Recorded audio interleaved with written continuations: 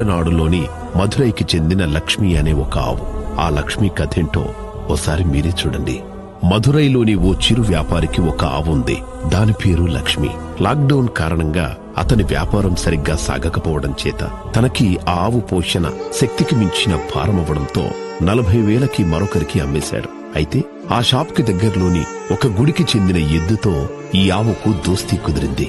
వారం రోజుల్లోనే ఒకరిని విడిచి ఒకరు ఉండలేనంత గాఢమైన బంధాన్ని పెంచుకున్నాయవి.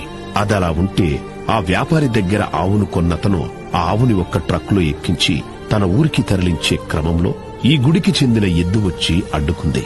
అయినా సరే ఆవును బలవంతంగా ఎక్కించి తీసుకెళ్తుంటే ఆ ఎడబాటును భరించలేని ఆ ఎద్దు ఆ ట్రక్ వెనకాలే 50 కిలోమీటర్ల దూరం పరిగెత్తడం ఎందరి కళ్లను చిమర్చేలా చేసింది.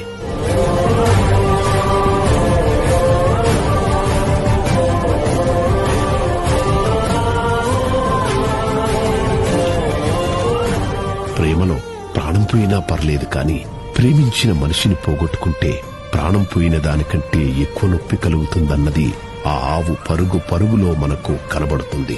దాని గుండె ఘోష మనసున్న ప్రతి ఒక్కరికి వినబడుతుంది. తనువు వదిలి ప్రాణం కళ్ళెదుటే వదిలిపోతుంటే ఆపలేని నిస్సహాయత ఒకవైపు, 1000 అడుగులు దూరం అలా వేగంగా పరిగెడుతుంటే ఆగిపోలేని పంతం మరోవైపు.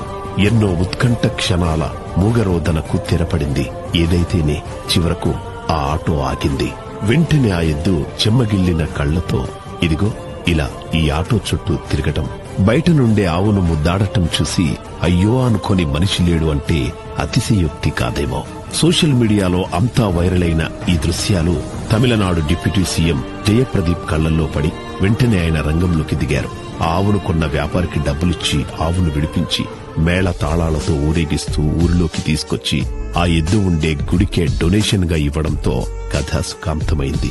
నిజమైన ప్రేమ ప్రేమికులను పరిస్థితుల రీత్యా విడివిడిగా ఉంచొచ్చేమో కాని ఎన్నటికీ విడగొట్టలేదు అన్న విషయం మరోసారి స్పష్టమైంది. మరిన్ని ఇంట్రెస్టింగ్ స్టోరీస్ కోసం GN